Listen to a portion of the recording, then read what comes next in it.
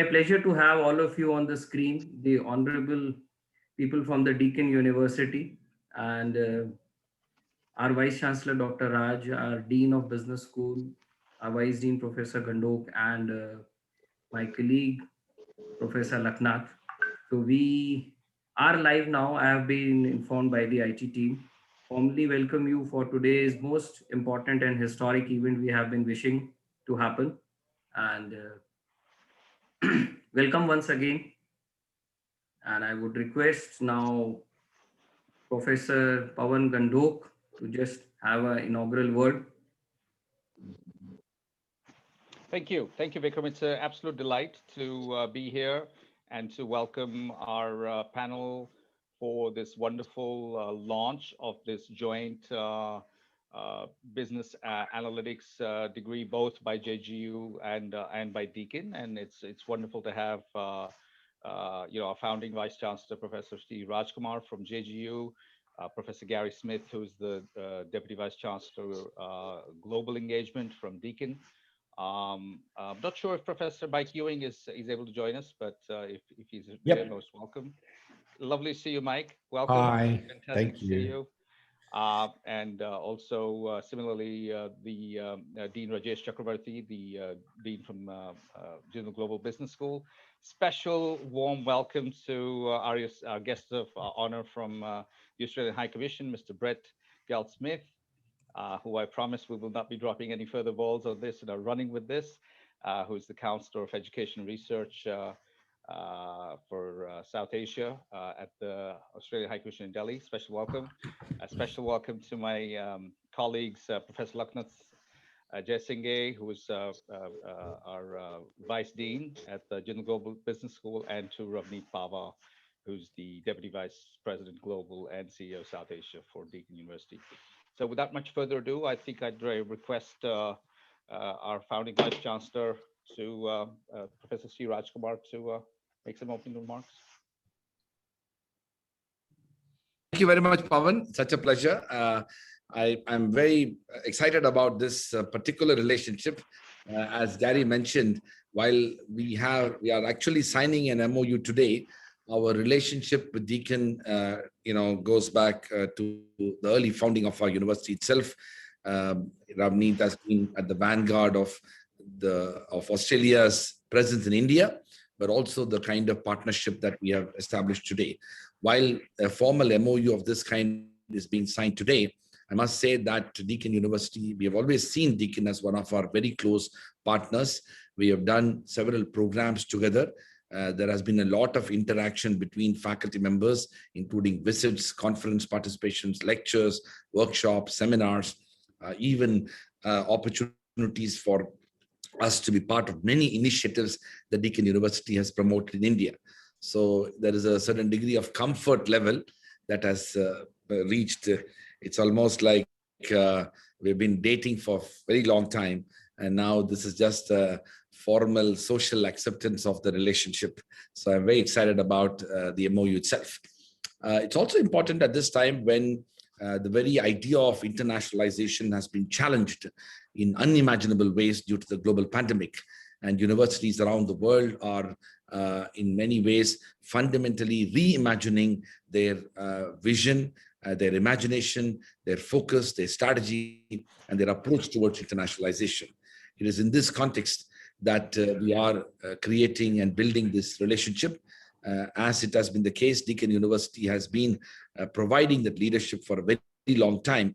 And there are very few universities around the world, and not just in Australia, which has a more deeper and a stronger and a more pervasive commitment towards both internationalization and its India activities and initiatives. So I want to congratulate Professor Gary Smith and other leaders, including the Vice Chancellor of Deakin University, but also my dear friend Ravneet for her leadership in advancing this relationship. It's also equally important that the MoU that we are signing today will build from strength to strength because of the type of programs that we are doing today. I'm very grateful to the Dean of Jindal Global Business School, Professor Rajesh Chakrabarti, and his colleagues, Professor Pavan Gandok and Laknath Jayasinghe, and also Vikram Tomar and Akhil Bharadwaj. All of them have worked hard to make sure that we take this matter to its logical conclusion.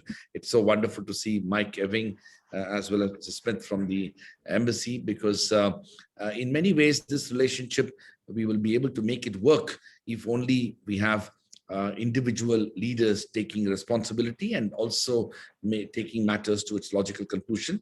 At least from our university standpoint, this year has been a phenomenal year. I must confess that. Right when COVID-19 happened in March 2020, we had the news of the QS rankings in law released, and we became India's #1 law school and one of the top 101 to 150 ranked law schools in the world.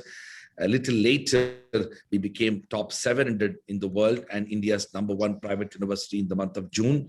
And in October, we were declared formally by the Ministry of Education, Government of India, as an institution of eminence. And we are one of only 3 Indian private universities and 10 Indian public universities to have been declared and conferred the status of an institution of eminence, the signing of a memorandum of understanding with the Ministry of Education, Government of India.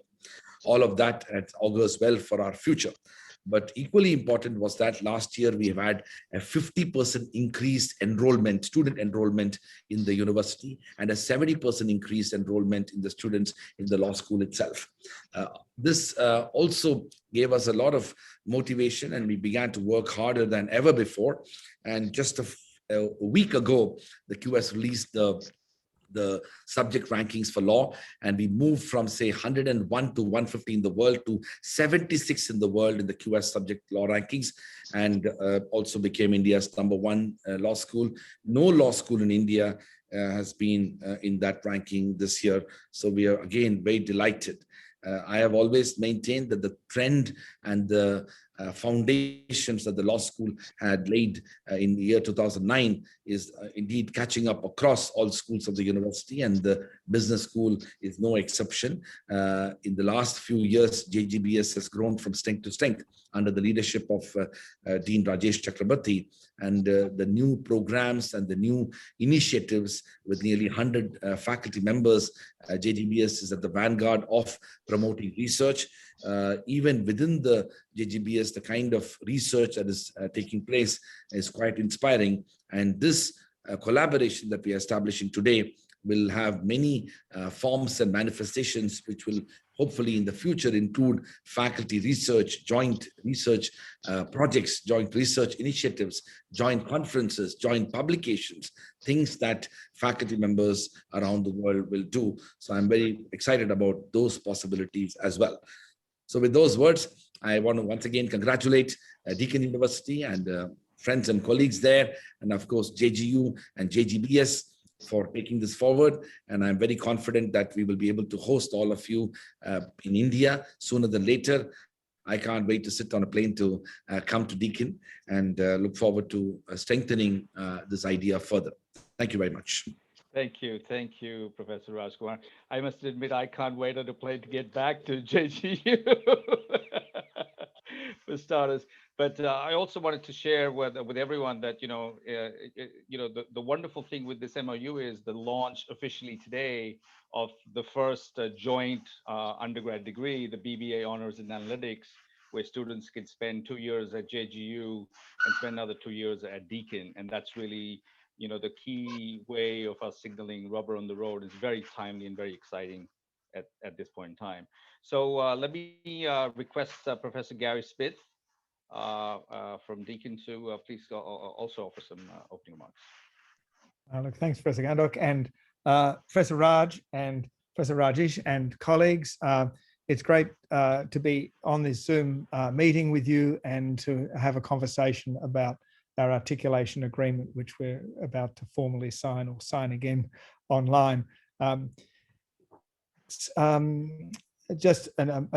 just emerging, as you know, from various forms of lockdown. So we're finding appropriate clothing to wear. I've come into Deakin downtown, where I first met Raj 5 years ago. I think I'm the only one here, apart from someone at the desk and someone hidden in an office. There's room for another 150 people, and I've managed to find some appropriate clothing to wear, unlike Mike, who's still sitting at his home work desk and is just in his daily wear. So we've got our wardrobe problems that we have to face as we re-emerge into workplace. And we expect very quickly in the next weeks and after the Easter period. So Gary, that's going to be the next Zoom innovation, that you can choose your clothes and just wrap it up, and that's how you will be visible. That's right. Well, that's right. So it's only from above the waist and so on. So there's a very limited requirements. And so anyhow, there were some strange clothes in my cupboard, which I've been looking for recently as we come back to office. We've functioned very well online as Deakin. We've functioned very well as an organisation. We've functioned amazingly well in our teaching because we had such a strong digital capability that we've been able to look after our students here in a way second to none. I mean, not as necessarily what students would have wanted, but the flip to online for this last year in 2020 was very successful, and student satisfaction rates were almost as high as of a regular year. So we're very pleased with that. We're not very pleased with the total travel bans that we have and the inability of anyone to fly in or out of Australia, and that will change eventually, of course. So thanks for the welcome, and congratulations first of all to the amazing success that you're having at OP Jindal. It just goes on this continuous rise in quality and in quantity. So you've got the combination of a huge set of demands upon you because of your success, and the more successful you are, the more demand you will have on you for growth and this extraordinary rise in all these rankings and quality results, which is fabulous to see. I think I'm a great supporter of articulation agreements such as the one we're concluding. I think students who are educated across two systems have an enormous opportunity. They see the world from two different lenses. They see from two different cultural perspectives, and it's almost an untaught dimension of their learning that they become culturally competent in ways that can never be got from textbooks or from studying another country. And this places them very strongly positioned, I think, to become great local, national and global citizens of the kind that we're trying to create in our graduates. So I think they're very advantaged, those students who can become part of this joined up teaching effort across two countries. So that's fabulous to see. Where Deakin is moved into a new strategic plan for the next decade, and although we're constructed such a plan in COVID, we're looking in and out and then beyond COVID, but at the same time pondering how COVID will impact on the way we do operate in the future, and one obvious way in which staff may actually work a lot more from home as well as at work, and depending what jobs they're doing in the university. And this is flexibility around workforce can also support recruiting sometimes excellent staff who are looking for flexibility. But we, of course, have great campuses as well as great online, and we're getting our great campuses back into operation this week with many thousands of students turning up at our campuses at Geelong and Burwood and Warrnambool. Our strategic plan, just a couple of quick points to mention. One, ideas to innovation, I think, is a theme that we'd all resonate with, and we're focused, of course, on our research and innovation side, and as you are, and on our teaching and education. We've linked education to employment. The Deakin makes a very big play of emphasising employability in the way it educates students at the university. And we've got a couple of awards which should mention. One was the Victorian International Education Award for Excellence in the category of international student employability and career development. So this is a recognition from our state government. They were number one. And we've also had recognition in Australia from industry. The industry groups across Australia vote for the best career service in Australian universities of the 40 universities. And I think it's the second time now consecutively that we've won that award as the best. So we have a very determined effort to assist students in that, not just in their student life, but in their transition to work, whether that's work in Australia, in India, or in third countries. We're quite open to where hopefully students can work as we come out of the pandemic into a more internationally mobile world that we want to return to. We're as deeply committed to internationalization as you are, Raj, at OP Jindal, and I hope that we, through this kind of activity, give that real life and expression. So it's great to be here today, and yeah, so thanks from Deakin for all the efforts put in by your staff and our staff have contributed. So thank you very much. Thank you, Professor Gary Smith. That's terrific. Let me now request Mr. Brett Kate Smith from the Australian High Commission, please. Pawan, can you speak a little louder, Pawan? Sure. Can you hear me? Can you hear me? Okay. Let me now request. Thank you, Mr. Gary Smith. Let me now request Mr. Brett Kate Smith from the Australian High Commission to share his thoughts. Thank you very much, Pav, and thank you very much, everybody, for having me to say a few words today. I really want to acknowledge Professor Raj Kumar, Professor Rajesh Chakrabarty, Professor Sean Starr. I think I see Sean is there. Of course, Professor Pavan Ganduk, great to see you again. Also, Professor Gary Smith, it's really lovely to see you, Gary, Professor Mike Ewing, and of course, Ravneet, who, as Raj has said, is really, I think I sent Ravneet a message yesterday calling her a rock star. I think she is with being listed in the top 10 influential women at the moment. Look, I think it's fitting that I'm here giving the analogy that Professor Raj Kumar gave about the formalising of the relationship, given that ordinarily in Australia, I'm a wedding celebrant or a marriage celebrant, and this is what I do. I bring people together formally, although I won't be signing any documents today. And I can't go past Professor Gary Smith's comment about clothing. I think I'm the only one who's wearing my Jindal tie, which was presented when I visited the university by yourself, Raj, last year. I had to make sure that I wore that today, though I'm not sure you can see it very well. Look, it really is a pleasure to make some opening remarks here, and my remarks really, I think, want to place this this agreement in some kind of a context, really, in terms of the Australia-India relationship. You know, academic collaborations like this are really important for the continued future of the bilateral relationship, and we've already heard about a little bit about that in terms of students, in terms of international research, internationalisation. Look, this is particularly so given the comprehensive strategic partnership that was signed, that was, I should say, was agreed between Australia and India in June last year.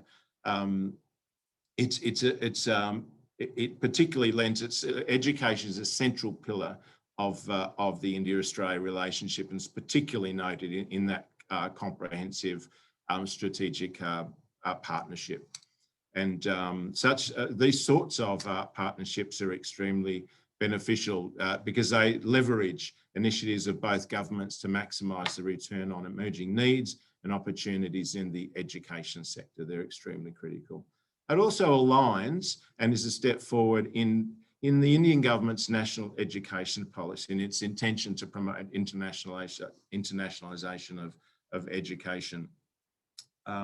It's a central, internationalisation is a central tenet of the national education policy and integrating India's system into the best education practices in the world. So we see it as particularly critical. And I note that the University Grants Commission here in India has very recently released draft regulations for comment on things such as credit points acquired in foreign universities to be counted for the award of a degree, dual degrees, joint degrees, twinning arrangements, those sorts of things. And those sorts of regulations and the confidence with which India is approaching the internationalisation of its national education policy wouldn't be possible without these sort of examples, the examples of institutes of NMANs joining up with other institutions. So they're really, really critical and they lead the way. And I think it's important that we recognise that in its international and it's in its India-Australia strategic context. These sorts of things are very important, and we talk about them. Believe it or not, in policy and in government circles, we actually use these as living examples of the way in which our education agendas can be promoted. So I just want to reinforce that the sorts of regulations, the sorts of arrangements that are being seen, the transformation in India's education system wouldn't be possible without these sorts of arrangements in place. I note the comments about travel. We all welcome international travel when it can occur again. The good thing is, in terms of the arrangements that Deakin and Jindal are setting up, is that it provides a pathway for students that eventually will go on to travel to Australia. And I have a great confidence. We can see the pandemic is gradually being managed. Students will travel. The India-Australia relationship is going to continue to grow.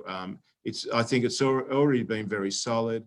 The strategic interests are aligning, but more importantly, I think the interests of our people are aligning. And I also believe that these sorts of arrangements meet the other, I guess, criteria in these relationships. And these are strong people-to-people links. So I don't know everybody here, but I know a number of you now. And I begin to continue as friends. Pavan and I have played cricket, for example, back here in Delhi. So these arrangements are more than only professional. They actually provide the strong people-to-people links that both of our governments are requiring. They live on beyond the signing of the agreement, or they live on beyond the students undertaking the courses. So I really pay credit to Jindal, and I pay credit to Deakin as well. It's a wonderful relationship, and I wish you all the very, very best in this particular venture. And thank you for asking me to speak today. Thank you, Brett. That's lovely. In fact, I also wanted to point out that Professor Mike Ewing is actually on our international advisory board at the Business School Advisory Board. So, you know, we truly have a very warm and deep relationship. And your point about the people-to-people is absolutely well made. Let me now request, both Professor Gary Smith and Professor Rajkumar to just formally e-sign the MoU, just as a mark of this momentous occasion. And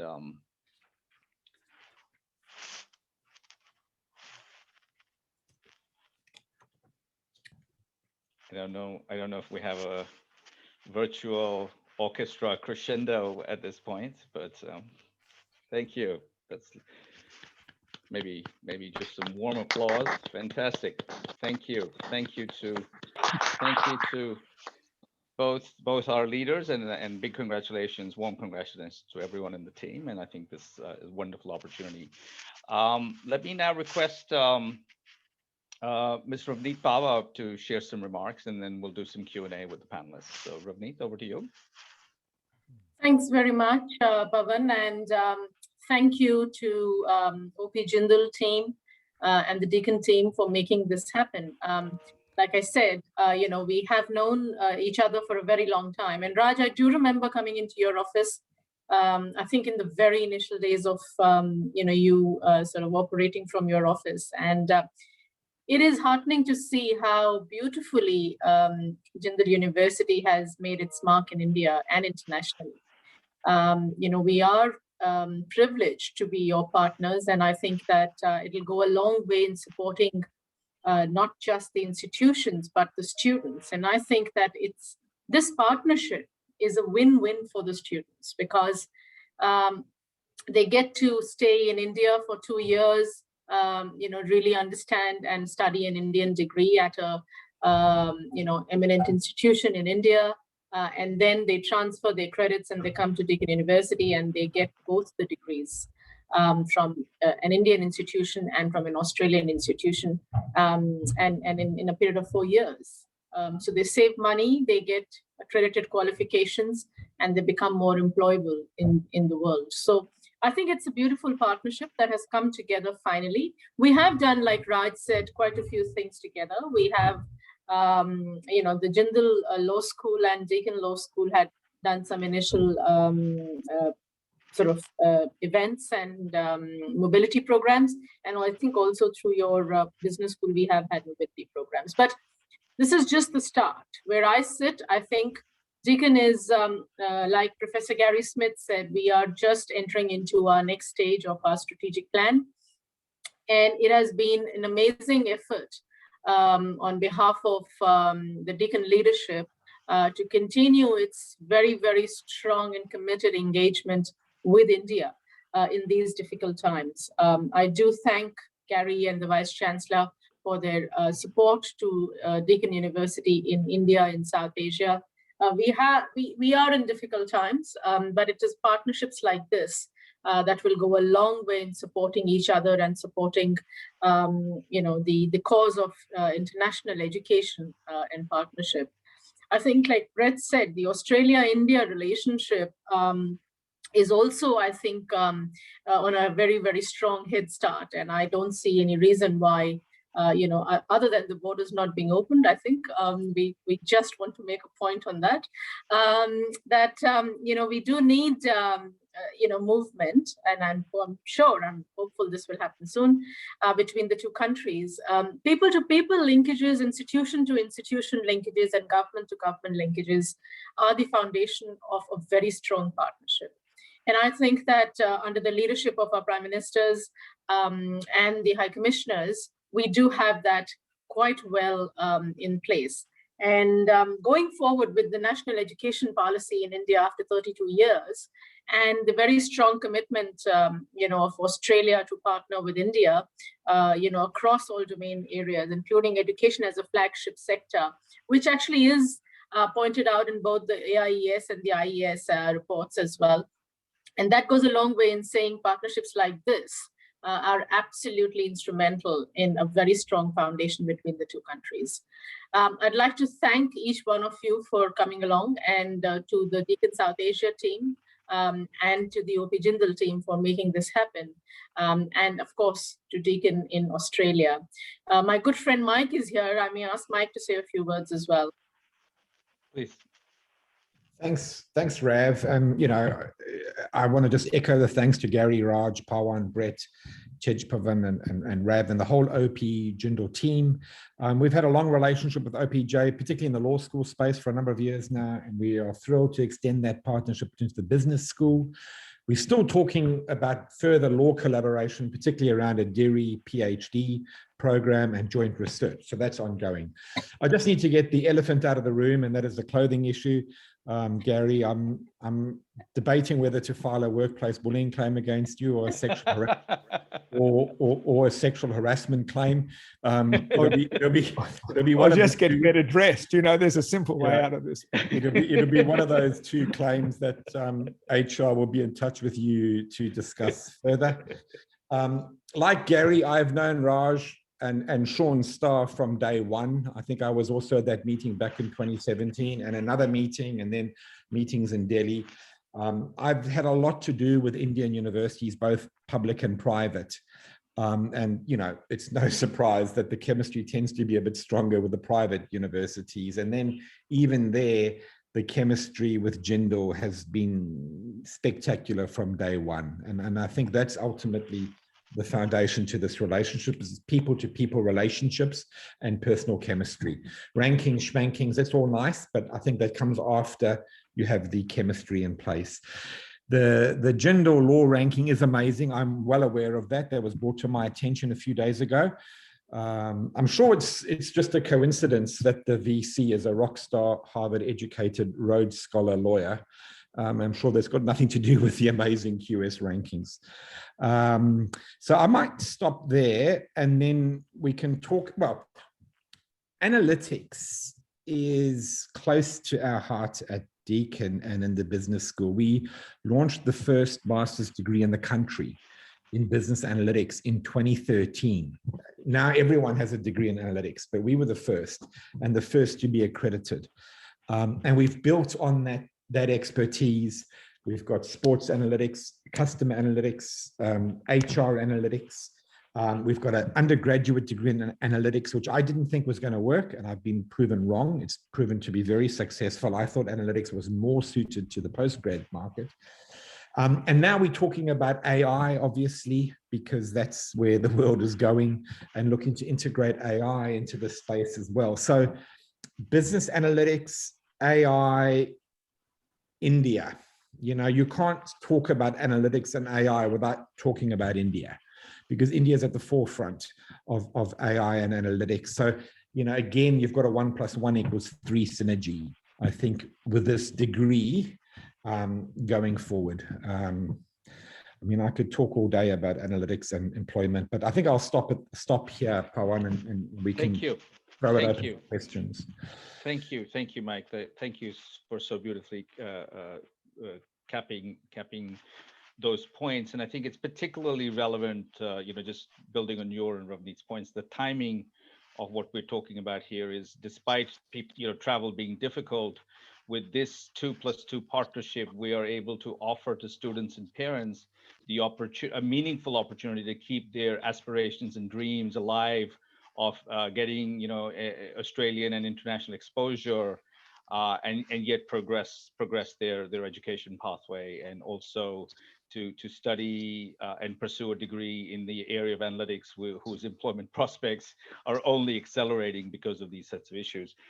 Let me just request our Dean, Rajesh Chakrabarty from JGBS, to also comment on the relevance of, you know, where this partnership fits in with, you know, many of the other new offerings that JGBS has also created, and your thoughts about you know, how this pathway and this partnership fits in.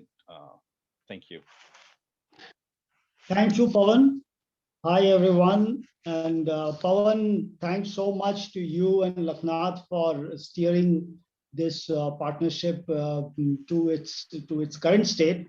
And of course, as Raj mentioned, we have had a long and sustained connect with Deakin. And in India, not just in GU, but broadly, Deakin is associated with innovative programs in various fields. And it's really an honor to be part of this occasion where we are formalizing the connect between the two institutions. I would like to echo to an extent Professor Ewing's comments about the excitement that is there around analytics programs in India today. And yes, Professor Ewing is absolutely right. India has produced a large number of papers and research in the area of AI. Actually, if you look at the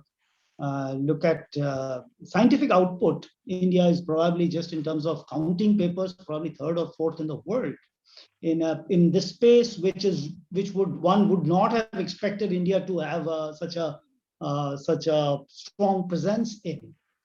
What is interesting, however, and this is really something where I don't think any one of us also has a complete grip over the reality, but we are also trying to figure out what are the facts here, is a little bit of a disconnect between the research and the application, which is where the business school people come in.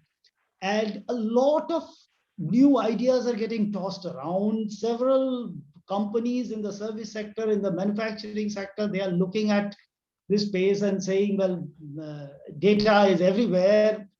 Very often the application leadership comes from multinational corporations with their much more advanced capabilities of using data and moving ahead with analytics, but also the Indian companies themselves are picking up on the cue. They are at both ends trying to apply this newfangled thing which has caught on the imagination. And I think right now the business schools are a bit nervous about analytics programs because they have stolen the thunder of our traditional MBA programs. People are more excited about analytics degrees than they are about plain vanilla MBA degrees, which is we take that news with mixed feelings in B schools. But the fact of the matter is that India itself is trying to figure out what to do with it, and anything that anything that gets going in India, of course, as we all know, it has the potential of getting India scaled, which can mean a massive thing. But to be honest, right now, I think analytics, AI, most certainly, is more talked about than understood. So it's important that a serious, solid program cuts through all the talk and really gets down to things and prepares students to be employable. Both sides of this partnership, in Australia as well as in India. And when our students visit Australia, they may wish to stay back there and continue their experience there and learn more, or they may choose to come back and find important roles here.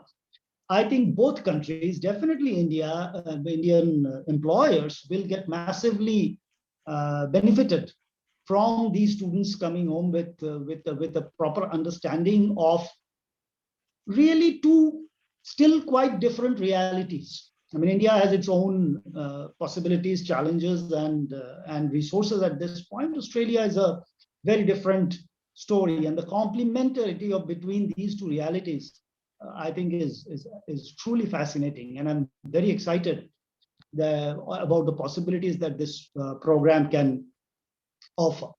So I'll stop there, and thanks once again for this opportunity, Pawan. Thank you. Thank you, Dean Rajesh. Really appreciate it. I think absolutely. The point is that, analytics is clearly a foundational skill now. It's not necessarily just another specialization, and so clearly it's appropriate and important for young students, and parents to think about this as a component in the undergrad education itself, as opposed to deferring it till postgraduate, as Mike said. But I think you touched upon and that's why it's a very interesting opportunity, and it fits in very well with our new BBA offering in the analytics area, but also equally students from our BBA general management, after the first 2 years, both students from both of those streams would find this an interesting pathway to take up this BBA honors analytics to spend the latter 2 years at Deakin. But I think this leads to a very interesting question of, the differences as well as the opportunities of, after having spent some time learning in India, how would it be? How is it different? How is learning and university life, at Deakin in Australia going to be different? And maybe I'll ask not only Professor Gary Smith, but also if any other panelists want to chime in. But we also have two wonderful colleagues in Sean Starr and Professor Lucknath, who might also have perspectives on this, having spent time in the other direction. So perhaps first you, Gary, and then to some of the other panelists. Go ahead, Gary. Thanks for that invitation. I think it's look.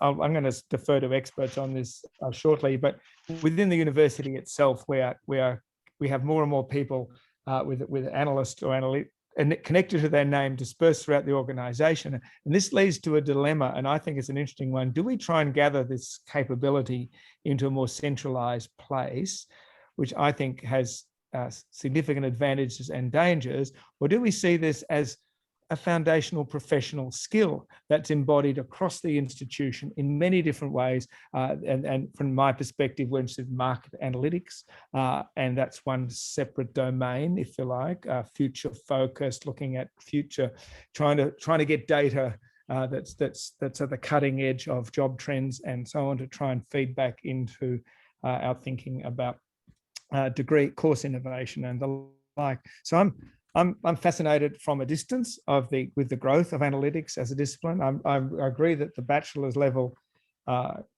connection is really important. It is a real sign that this, as was said, is a foundational skill. So I'll defer to others, but I can see the force of analytics pushing for change and innovation and improvement in the university on many levels. Thank you, Gary. I think there's two interesting themes here, and let's tease both of them apart. Let's first just take the lead from Gary and talk a little bit more about, analytics and data, and get a few other panelists' reactions, and then we'll tease out the differences in learning between Australia and India, and tease out that theme a little bit. But just further on the point of Professor Gary's points about, if any of the other panelists, particularly Mike, I'm looking at you, or if Professor Rajkumar, and if you want to have a point of view, my submission to you would be is that there's far too much hype about data being the gold and the new oil and whatever have you. Whereas I think increasingly they're coming to the point of view that until and unless you have the analytics engines for the insight and the analytic capabilities to derive insight, then data might just be sand, and you have to sift through it to find the proverbial rich veins of ore. So any thoughts from other panelists there? Mike, let me first turn to you. And I sway on this on a daily basis. I mean, is business analytics an oxymoron? Is it a tautology? Well, it's not a tautology. Is it an oxymoron? Can you do business without being analytical? And then that raises another issue for me. And in my own mind, I still can't reconcile this. I see three levels of analytics. At the top, what you might call data analytics or data science. And, without being pejorative, that's where I see the propeller heads inventing algorithms, inventing new methods, writing code. And then at the bottom, there's that applied level, and Gary mentioned this, marketing analytics, customer analytics, HR analytics, sports analytics, anything analytics. And then in the middle is business analytics. And will business analytics be gone in 5 years' time or 10 years' time? And you'll only have the higher order data science and the much lower order applied? I don't know. Or does business analytics stay as the umbrella? Will we even be saying analytics in 10 years' time? Or will we just be saying, business insights or marketing? Because it'll be impossible to do marketing without analytics. We were watching the IPL auction, and we have a partnership with Rajasthan Royals, and you see the analytics they do on players. And I mean, that's part and parcel of recruiting talent, is to do that analytics. And so I wouldn't want to put my own money on where it's going. I'd like to bet Gary's money. I'd put Gary's house on it, but I wouldn't put my own house because I'm not sure, how it's all going to. I think of e-commerce. Do you remember back in 2000, we all talked about e-commerce, and then it was e-business, and then it was e-everything, and now it's e-nothing, because e is everywhere. And sometimes I wonder, is analytics going to go down the same path? I don't know. But right now it's very exciting. It's very, very exciting. I think that's certainly a rich debate. I do have a point of view, but before I do that, let me ask some other panelists. I want to request Brett to go next, and maybe Professor Rajkumar has also raised his hand. So after that, Professor Rajkumar, go ahead, Brett. Okay, thank you very much.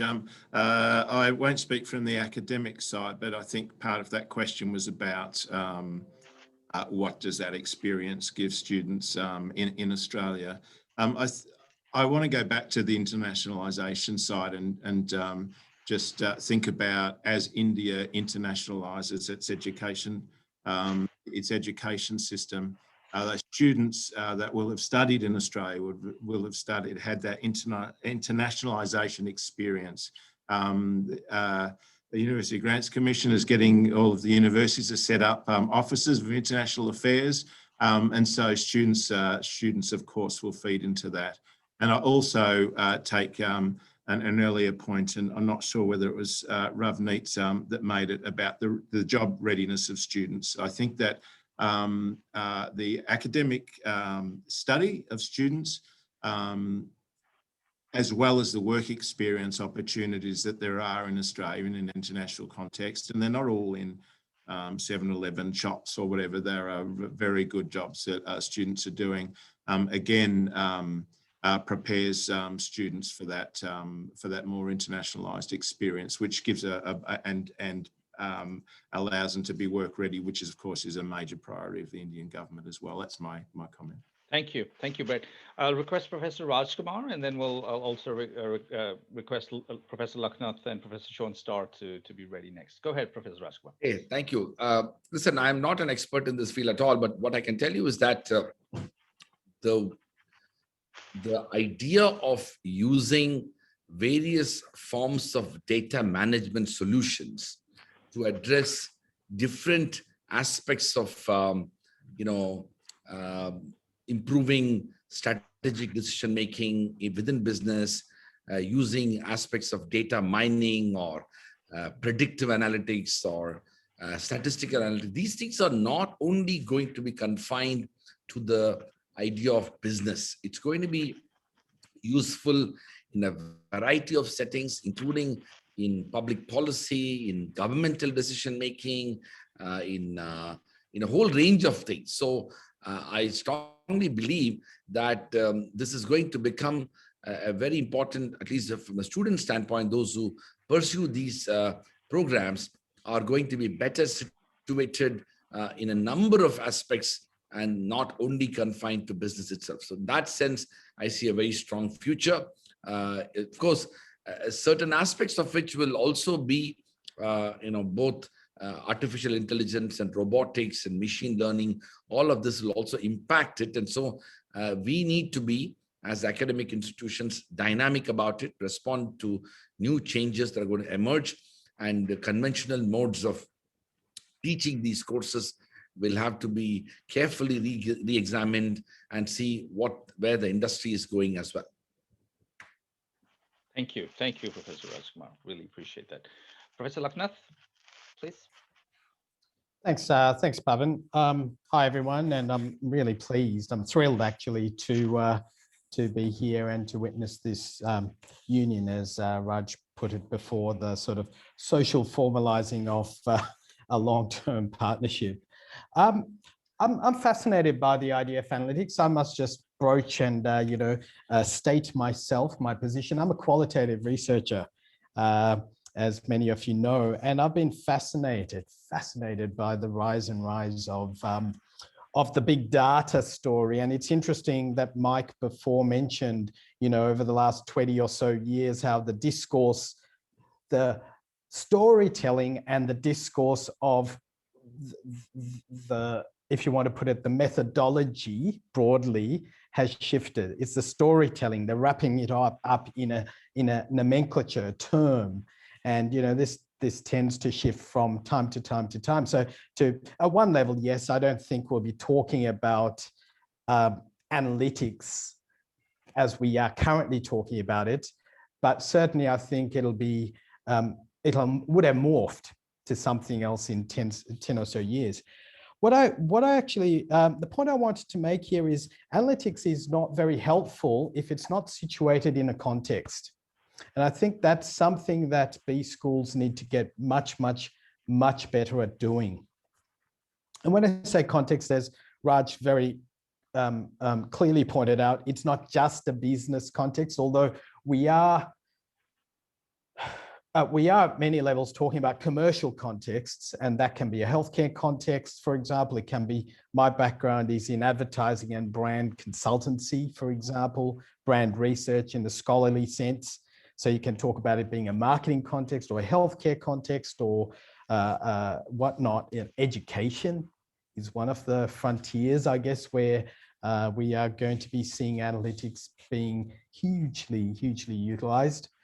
But it's pointless training students for analytics if we don't get them to think about the context within which that tool will be used.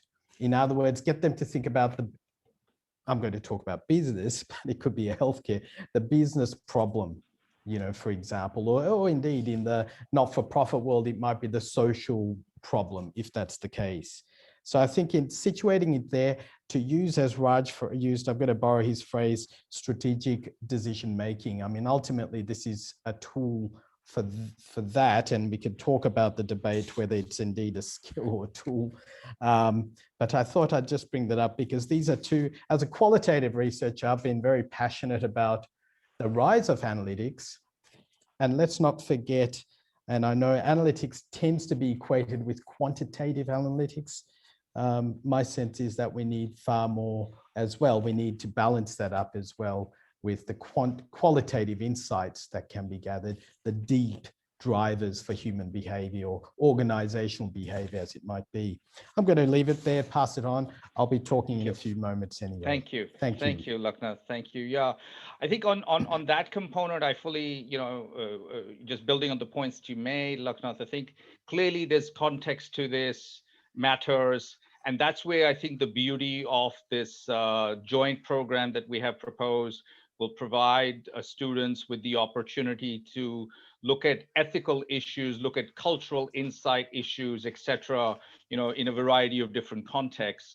And so that's the power of this. As to the points that Mike was making, my points of view, for what it's worth, is I think this is a foundational skill, much like critical reasoning, and getting young students to open their minds up and learn how to manage data, derive insights from data, not be scared of it, learn a variety of techniques for manipulating it, visualizing it, etc. These are foundational skills. The currency, the sort of hype around that might change, but I don't see these foundational skills moving away in a period of time. I would just, there would just, other things will need to be built on top of them as we go, would be my 2 bobs worth. But let me loop in on the other thread of our discussion about the differences between studying or experiencing India and Australia, and bring in one of our other colleagues, Professor Sean Starr. Sean. Hi everyone. I've had ample time to change wardrobes, but I've decided against it in solidarity. That being said, I've been listening very intently to the discussions today, and it's quite apt that we've got a celebrant in our midst, because this has been quite a successful marriage of sorts. Deakin and Jindal have had a very long association, and a successful one in terms of institutional partnerships. And this is, in many respects, another important feather in our respective caps, because in many respects, it touches on student mobility opportunities, as well as connecting, I hope, researchers in this field as well between our business schools. Because touching on what Pavan and Lucknoth have just talked about, while context is important, I'm confident that by spending 2 years at each institution, students will, and academics who are teaching the courses, will bring different contexts along with the curriculum, within their bachelor degrees. So I think that's a very important point to make, that not only are students getting essentially the best of 2 worlds, but they're getting the expertise and the context from 2 leading institutions in this particular space. I won't comment sort of too much on the analytics side of things. I think enough has been said. With that being said, I've been intrigued recently and working on some empirical and analytical research in sports and law. And as Raj mentioned, this is empirical research and analysis is going to drive public policy change, and in other areas as well. So to echo the points that many people have made, these skills are foundational and fundamental to our students at both institutions. So I think it's a very exciting collaboration. And I think, as Brett mentioned, it's exciting at a time that despite the challenges, we've got very strong educational bilateral ties. So it's another great example of how we can collaborate to benefit a number of different stakeholders at the launch of this particular pathway agreement. So that's all I'll say now for the time being, Pavan. Shawnee, we're going to let you have Pavan, with your quick permission, I want to just say hello to Sean. And I want to tell him that, Sean, don't get too comfortable in Australia. We indeed can't afford to lose you. So return back soon. Thanks, Raj. I thought you were going to tell me to put on a suit, but I'm happy with it. Thank you, Raj. I was going to take a stab at Shawnee because he's in Brisbane, the home of the GABA, the Gabatoire. We're going to let him have the last word, but Australia, the Australia-India relationship is in good hands with Sean and me both being here, flying the JGU flag in Australia. Let me now hand over to Lucknow for a vote of thanks and bring the meeting to a close. Thank you, Pavan. Just bear with me. I've just got a bug in my throat. Lucknow, of course, supports the Australian cricket team, Brett, so he's getting a bit emotional. But the mention of the Gabatoire. I used to live two streets away from the Gabba. Wonderful place. Okay, so look, as an Aussie, living and working in India and living and working at JGU, I must say that I'm thrilled to be here today. I think it's wonderful that everyone's talking about throwing around the metaphor of marriage, and I think it's very apt. I think, you know, the Deakin brand is very, very strong, and they've had, of course, a very long connect with the Indian subcontinent, and the positioning and the strong equity in the Deakin brand amongst Indian students and in India is very strong as well. Not only that, but it's also very strong within the analytics space. So, you know, as Mike said, and I didn't know this, but as you mentioned, Mike, you were the first to enter this space. So that's wonderful. I mean, we are indeed, you know, honored to be working alongside you in this partnership. So more broadly, I just want to actually thank a number of people here. I think a huge amount of thanks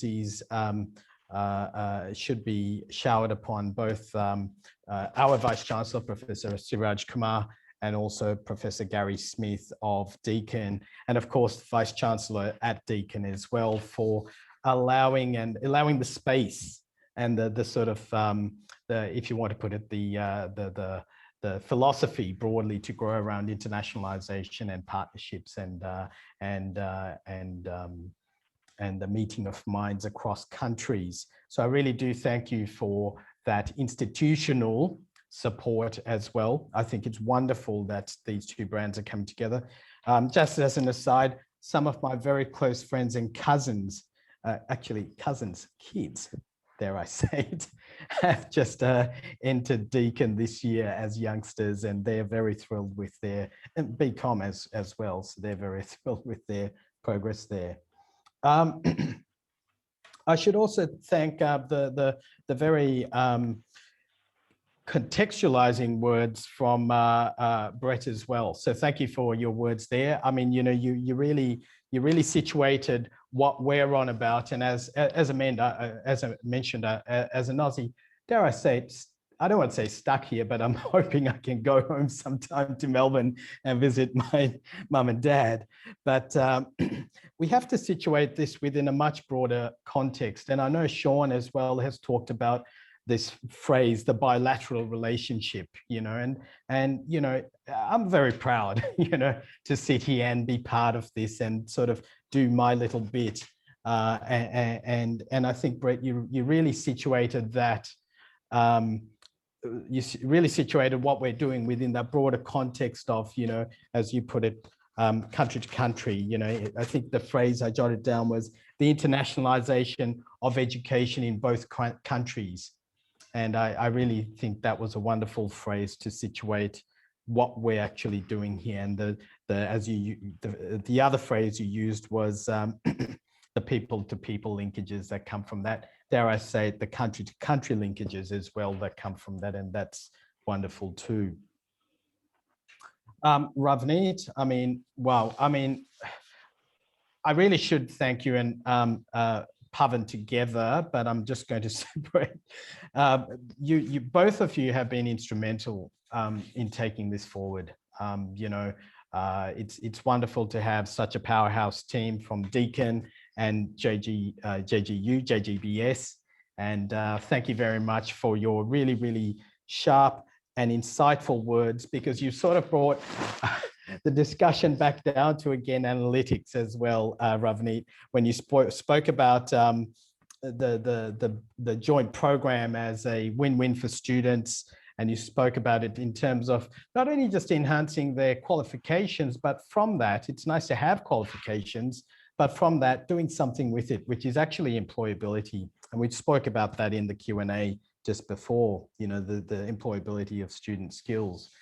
Rajesh and Mike, thank you as well. I mean, it was lovely to hear those insights and about analytics and where it's going and within the sort of discursive space of the university and the B school. I really thought both the insights were wonderful. Mike, I'd love to have a beer with you one day and see where this goes, this discussion. And because it's something I think anyone who's worked within a B school will be wondering, you know, the discourse is, where is it all going? And Rajesh actually hit on something as well, as in talking about this B school as a place that can play a strong part in bridging sort of that research endeavor plus also industry. And I think that that's what we're on about here. And last, I mentioned Pavan before, but I really do thank Pavan here as well. He's been instrumental from the JGU side in taking this forward. He's been he's recently come on board from still in Melbourne, but come on board at JGU and being a friend and wise counsel to us. And I think we are in very firm hands. And I really look forward to now working on the next step, which is actually making the program work. I think, you know, it's wonderful to have the marriage and now we have to take this forward. I think there's a great deal of momentum to take it forward, and I think we can really make this work. So I'm going to leave it there. Thank you very much. I hope to catch up with my Melbourne friends and colleagues sometime and have a beer with you all. All the best. Cheers. Thank you, Luck. Don't forget your Brisbane friend either. But let me ask Mike to please make the closing remarks and conclude the meeting. Thank you, Mike. Thank you. I just had one thing to say in one sentence, and perhaps I'm a little bit oversensitive on this point because I come from a BRICS country like India. I grew up in a BRICS country, and I do just want to emphasize this is a marriage of equals. No one's used the terms, but I don't like pejorative terms like developing economy, third world, none of that. This is a marriage of two complete equals. You know, I'll never forget, Ravneet and I were sitting in the hotel in Delhi in 2018. I still remember this incident, having coffee with people from NHRD. And I was trying to impress them by talking about, you know, HR analytics. I thought, oh, you know, I'm going to impress these guys. They wouldn't have heard of HR analytics before in 2018. And I mentioned this to our Indian colleague and he said, oh, yes. He says, yeah, no, that's old. We've moved on well beyond that. He says, we've been using AI in recruitment for years now. You know, and I can tell you now, no one in Australia is using AI in recruitment. They were using AI, and we wouldn't be allowed to do this in Australia for ethical reasons, but using AI to determine if a candidate was lying or not, or exaggerating. You know, that's in India in 2018. We won't have that in Australia till maybe 2030, and then we still won't have it because our ethics won't allow us to have it. So, you know, I just do want to make the point, this is not a first world university helping a third world university. This is two peers working together for mutual benefit. I'm sorry if I'm getting political, but for me, it's just a sensitive topic. Thank you. Mike, equality is fine, but just that we are better than cricket. So I'm South African, Raj. You can bring it on, mate. Bring it on. Yes, I was going to bite my tongue and resist the urge to say that an Indian team will fix the AI around DRS, but we'll leave that. We'll leave that to the keeper. Just keep watching the South African women. They're winning in India right now. But I think that's a lovely sentiment, Mike, and I think that's a good note to you know, wrap up the meeting. And so let me just thank everyone. We've run a little bit over time, but it's been a wonderful discussion. And as Lucknoth rightly said, the task now is to make this joint program a success. And as Ravneet mentioned, there are many other irons in the fire, and there are many other ships we want to, you know, together launch in addition. So watch this space. Thank you very much, everyone. All the best. Thank you very much. Thank you, everyone. Thanks a lot.